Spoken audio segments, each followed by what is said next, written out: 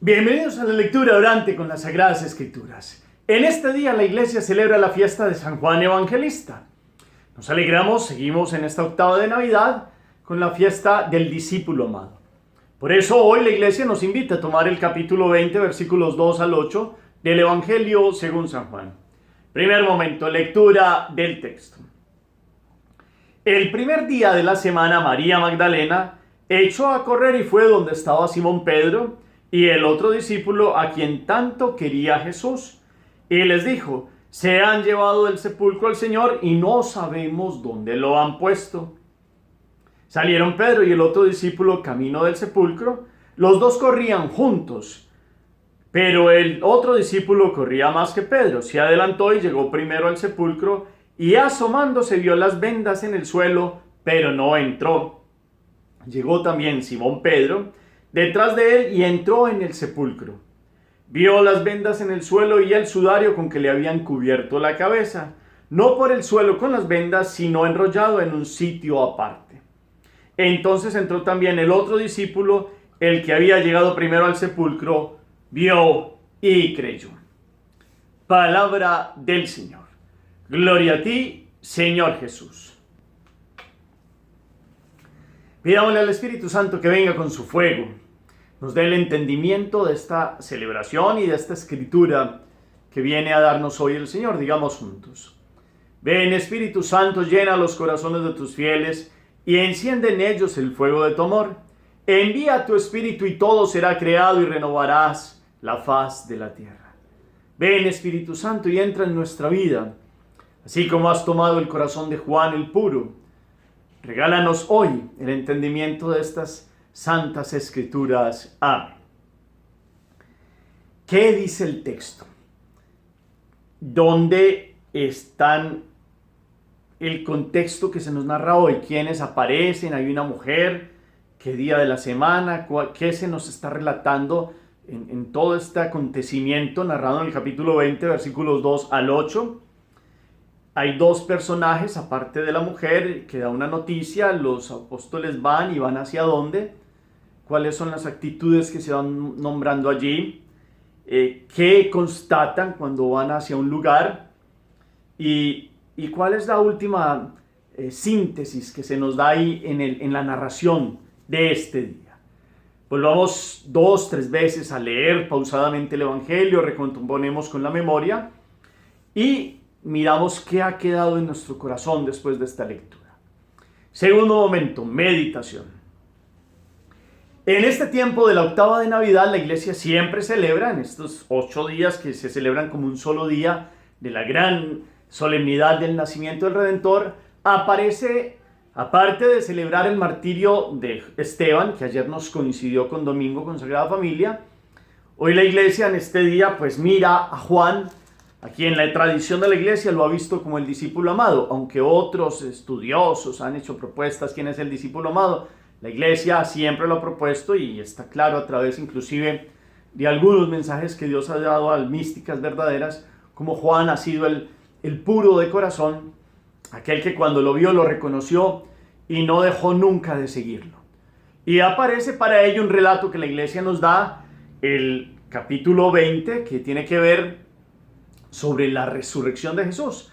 Ya en Juan ha dado muchos detalles de la narración de cómo ha sido la pasión. De hecho, el Evangelio de Juan, muy profundo, con una teología muy grande, tiene un relato de la pasión un poco más profundizada con algunos detalles. Los otros evangelistas sinópticos traen otros detalles, pero Juan da un marco amplio. Es tan así que el viernes de la pasión se toma la narración del Evangelio según San Juan. Luego de esta narración de cómo muere en la cruz, viene la noticia de la resurrección a través de una, que es María Magdalena, que viene a ser apóstol de los apóstoles, porque va y les dice a aquellos que verdaderamente el Señor ha resucitado. Y Juan y Pedro escuchan a María Magdalena y salen a correr y quieren verdaderamente llegar al sepulcro, porque María les ha dicho que se han llevado del sepulcro al Señor y no sabemos dónde lo han puesto. Y salen Pedro y el otro discípulo. Hay algo muy bonito en la narración. La iglesia cree que pues Juan es el testigo y algunos discípulos de Juan fueron poniendo por escrito el testimonio de Juan. Pero si vamos viendo, toda la narración está dada como en un caso de tal forma que el que lo escribe no quiere aparecer. Y siempre hay varios relatos, entre ellos donde se habla del otro discípulo. Y este otro discípulo es Juan, que es testigo directo de esta cena, no quiere aparecer porque en el relato de su evangelio, el lugar central lo tiene Jesucristo, que es el Verbo, que nos ha mostrado en el prólogo, que desde siempre ha existido con el Padre. Juan es el que nos da la ascendencia divina de Jesús, como Jesús es, y la palabra, el Verbo encarnado, ha existido desde siempre, es Dios verdadero, la palabra es Dios. Y viene a mostrarnos cómo el testigo, a través del mensaje que les da María Magdalena, pues va corriendo con Pedro, como es más joven que Pedro, porque Juan es el discípulo más joven, es el discípulo seguramente entre 18 o 20 años, los otros tendrían entre 30, otros 40 y algo, e inclusive unos mayores de 50 o 60 pueden ser Felipe y Bartolomé, hasta el mismo Simón y hasta Pedro, pero Juan es un joven todavía. Y este joven corre más rápido que Pedro y llegan al sepulcro y Juan se queda por fuera, se asoma, ve las vendas en el suelo, pero no entra. Después llega Simón Pedro, a quien Dios le ha dado el primer lugar, y Simón entra detrás de él, Juan, cuando entró Simón, y ven estas vendas y el sudario también con que le habían cubierto la cabeza, no por el suelo, sino enrollado en un sitio aparte. Y entonces ahí es cuando Juan ya ha entrado detrás de Pedro y dice algo muy bello, dice: entró también el otro discípulo, el que había llegado primero al sepulcro, vio y creyó. Narración de la resurrección de Jesús. María Magdalena da la noticia, Juan y Pedro corren, Juan espera que Pedro entre, después entra Juan y se dice que este otro discípulo cree. Juan, se han encontrado el sepulcro vacío. Después Jesús se les aparecerá a los apóstoles, se le aparece a María Magdalena y le dice que no lo toque todavía porque no ha subido al Padre, pero es el momento de las distintas narraciones de la resurrección. Y Juan, apóstol, es testigo y ha dejado esto escrito para todos los tiempos posteriores, para que crean verdaderamente como él, que vio y creyó, y nos trae el testimonio de la resurrección. Y ustedes dirán, apenas estamos celebrando Natividad y nacimiento, claro. Jesús nace, vive, nos muestra su palabra, sus obras, pero es para llevar el plan perfecto de Dios de dar la vida, y en el dar la vida, darla y tomarla después. Él, Dios, está sobre la muerte y resucita, y este mensaje es un testimonio vivo de todos los evangelistas, entre ellos el discípulo amado. Hay muchos pasajes que nos muestran Juan, donde se ve su capacidad de ir más allá y comprender su santidad, de ver lo que los otros no pueden ver, porque es el hombre de un corazón más puro de los otros apóstoles. Es el que ha creído desde el primer momento. Es más, con Andrés y su hermano Santiago son los primeros apóstoles, y con Pedro, Juan puede ser aquellos, o el primero si no, de cual Juan el Bautista les dijo a Juan y Andrés, les mostró a Jesús: es el Cordero de Dios el que quita el pecado del mundo. Y Juan y Andrés, Santiago, Zebedeo también, y después Pedro, llegan a ser los primeros apóstoles. Y Juan reconoce al Cordero de Dios. Y en algún momento nos narra él en su evangelio cómo se van detrás del maestro y le dicen: maestro, ¿dónde vives? Y él le dice: vengan y lo verán. Y desde ese momento, Juan, apóstol y evangelista, no se separó de Jesús. Fue el más fiel de todos los apóstoles. Fue el que creció más en santidad en ese caminar 3 años con el maestro. Fue el que dejó aparte todo su proyecto para que Jesús fuera el centro de su vida. De hecho, es así que fue el único que no lo negó. Fue el único que no huyó. También lo negó fue Judas Iscariote, pero los otros huyeron. Juan no huyó. Juan siempre estuvo ahí y estuvo al pie de la cruz. Pedro trató de estar ahí, pero después lo negó. Y aquí y el que lo traicionó, Judas, Pedro niega y Juan siempre firme. Y los otros huyen. Aquí está la fidelidad de Juan, y por eso es testigo directo de los relatos de la pasión. Por eso en la cruz él puede colocar aquellos detalles de cómo Jesús mira a Juan, a su madre y al discípulo que él tanto quería, y entrega al discípulo amado a su madre y a su madre al discípulo amado. Y esos son los tesoros que ha dejado Jesús. Su madre, que es el templo más sagrado, aquella que está al pie de la cruz, con la espada de dolor atravesada, en el nacimiento de la iglesia, ella en corredención allí, ofreciendo como la madre de la iglesia y de todos los vivientes. Y Juan, y en Juan todos los puros, que en el correr de los siglos creerán y se acercarán al Cordero de Dios con un corazón limpio. Hoy la palabra, hoy la celebración, esta octava de Navidad que celebramos a Jesús que nace, nos invita a una meditación, y y hoy Juan nos invita a tener un corazón puro. ¿Será que nuestro corazón es puro? Y la pureza no solo es en la parte sexual, que es gran parte en ello, pero también que no haya malicia en el corazón, que no hayan ambiciones, envidias, mentiras, dobles tramas, corazones que calculan, fríos por intereses humanos. Juan solo tuvo un interés: seguir a Jesús. ¿Será eso lo que hay en nuestro corazón? Que hoy aprendamos de Juan a ver que Jesús ha nacido y verlo puro como aquel niño que va a ser el Cordero de Dios, que va a vencer la muerte del género humano, y con los ojos de Juan, con una pureza de mirada, de intención y de rectitud, le digamos hoy a Jesús: Maestro, ¿dónde vives? Y Jesús nos digan: vengan y lo verán. Lo hemos visto aquí en el pesebre, con Jesús, José y María ayer en la Sagrada Familia.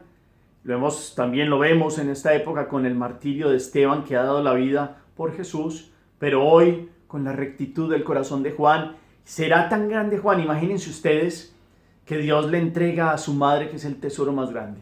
Jesús no tuvo riquezas humanas, Jesús no tiene herencias para dejar. El dolor más grande es su madre, que está aquí y ahí presente, y la entrega a aquel que tiene un corazón dócil y a aquel que es el más puro de todos los apóstoles, y el que en 3 años progresó más en santidad que los otros. Los otros seguirán progresando y vendrá el Espíritu y ellos irán a otras partes. Pero Juan demostró ser valiente. Juan demostró ser fiel. Se mostró ser el sabio, el joven, el más joven, pero el más sabio en el sentido de vio a Jesús en el esplendor de su gloria, en todo el seguimiento de Jesús, y no lo vio solo con los ojos Claro, todos los discípulos hebreos tenían seguramente la tentación del Mesías Salvador al estilo humano, pero Juan nos relata muy claramente en el Evangelio que el mesianismo de Jesús los llevó al trono que tenía él como rey, y el trono que Juan nos muestra es la cruz. Por eso, en esa teología de águila, por eso le dicen que es como el águila en esa simbología de los animales, porque es el que vuela más alto, el que ha comprendido mejor el mensaje de Jesús, y nos da un mensaje puro con signos que iban mostrando cómo Jesús es el verdaderamente la palabra que existía desde siempre con el Padre, pero nos va mostrando unos signos claros de por qué es el Mesías, de cómo Él ha venido a salvar y a redimir, y cómo Juan vio y creyó. Aquí está el sepulcro vacío. Está María Magdalena, que tuvo la alegría de ser la primera de saber de la resurrección, de ir ser mensajera para que Juan y Pedro fueran, y Juan correr en búsqueda de Jesús. Seguramente embotados todos los apóstoles con el dolor todavía presente de la crucifixión, ahora empiezan a ver el sepulcro vacío, y más adelante ven cómo Jesús se les aparece varias veces, y Juan es testigo de ello. Y Juan, que posó su cabeza en el pecho de Jesús en la última cena. Juan, que pudo ver cómo Judas era todo lo contrario a él, y era mentiroso, y era ladrón, y era impuro, y pudo leer en el corazón, y Jesús le dijo que él era el traidor, y Juan ha guardado esto en el corazón. Son como los dos polos opuestos, Judas Iscariote y Juan. Que hoy la vida de Juan nos invite a ser fieles a Jesús, que hoy esa alegría de la mirada, del corazón noble, de la rectitud de intención de un hombre que lo dejó todo por Jesús, nos ayude a pensar, ahora que Jesús ha nacido, si lo reconocemos como el Mesías y el Salvador. Cuando Juan el Bautista, del cual Juan Zebedeo y apóstol, y Santiago, su hermano Zebedeo, y también Andrés, habían sido discípulos del Bautista, cuando lo señaló ahí al Cordero de Dios, Juan creyó y siguió a Jesús. Y fue y se lo mostró a su hermano Santiago y Andrés a su hermano Pedro, y desde ahí empezó el llamado a los otros apóstoles, pero fue el primero y estuvo firme. ¿Cómo está nuestro corazón hoy? Tenemos un corazón puro.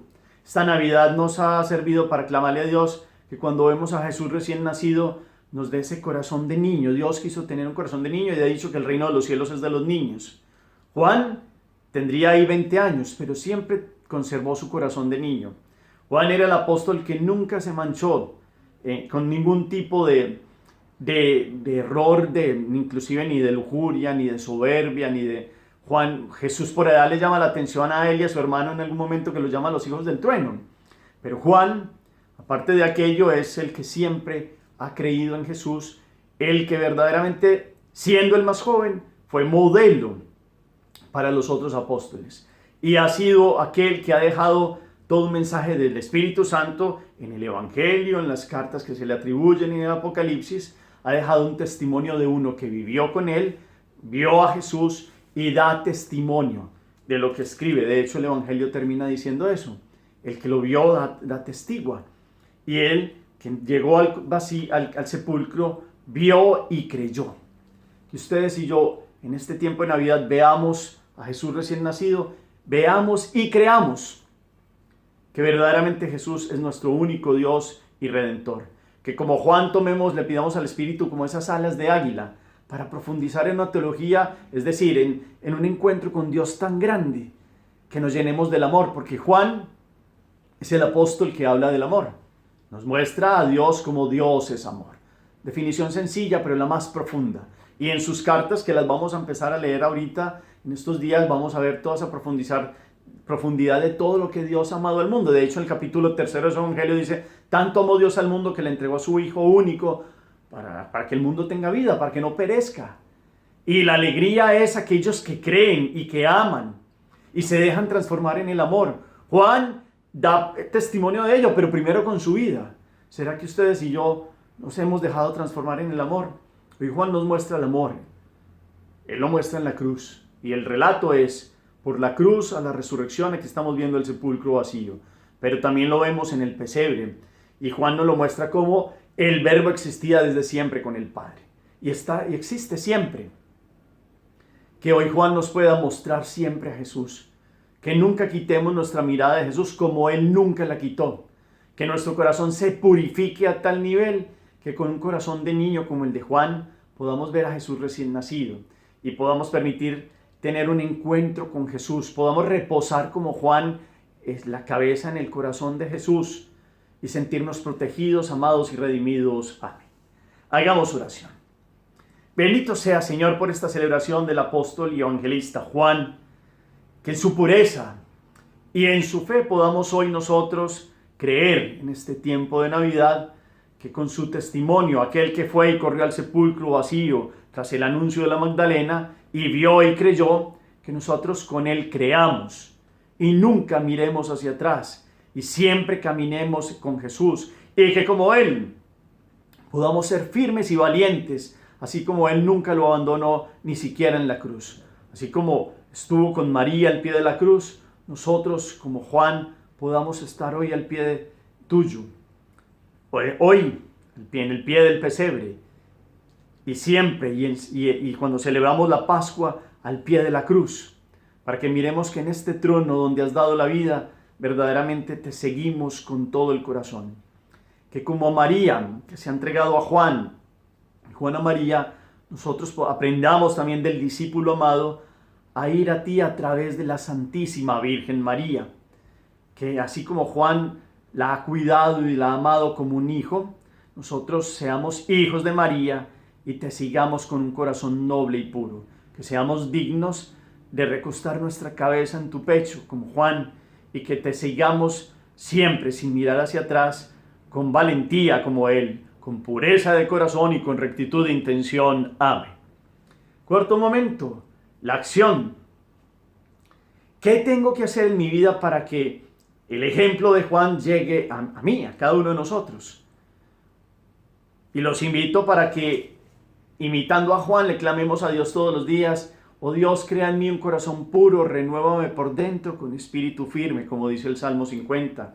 Crea en mí un corazón puro, crea en mi familia un corazón puro. Mirando a Jesús recién nacido vemos la pureza. Si cuando vemos un bebé comprendemos que ahí está el máximo significado de ternura, de transparencia, de pureza, imagínense ustedes mirar a Jesús recién nacido, al divino niño, que esa imagen mirando el pesebre, que todavía ojalá lo perdure siquiera hasta el bautismo del Señor, podamos anhelar tener un corazón puro, un corazón humilde y sencillo, que podamos como Juan ser verdaderamente valientes en el seguimiento de Jesús, con sencillez, con rectitud, que como Juan podamos ver que Juan el Bautista nos dice, es el Cordero de Dios, y le preguntemos hoy a Jesús, Maestro, ¿dónde vives? Que veamos y creamos, como dice la palabra hoy, que hoy, así como María ese testimonio se la da a Juan y a Pedro, que hoy María nos dice que Jesús, el sepulcro está vacío, nosotros como Juan corramos, es decir, vayamos en búsqueda de Jesús, quitemos todo obstáculo y lleguemos rápido. Y la forma de llegar rápido es la pureza de corazón. Anhelémosla.